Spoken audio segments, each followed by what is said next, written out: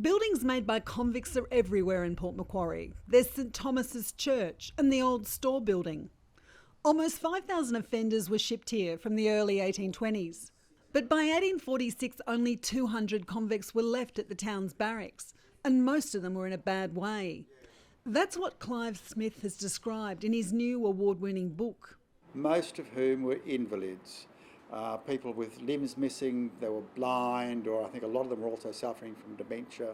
The convict establishment, I tend to describe it as Port Macquarie's first nursing home.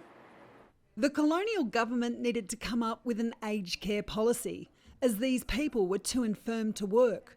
So the officials decided to ship them back to Sydney. The first lot that was shipped back, the government hadn't really thought about it, and they arrived in Sydney at night, and you had people who were blind and lame stumbling all over the wharf as they got off the ship, and it was quite a scandalous report in the paper at the time. The government's reaction was to stop the transport, but a month later it resumed shipping the old convicts to Sydney, and most ended up dying in lunatic asylums.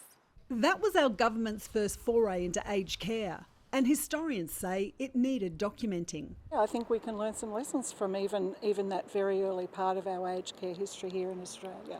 The question is, have governments learned lessons? Port Macquarie's Last Convicts is published by the town's Historical Society.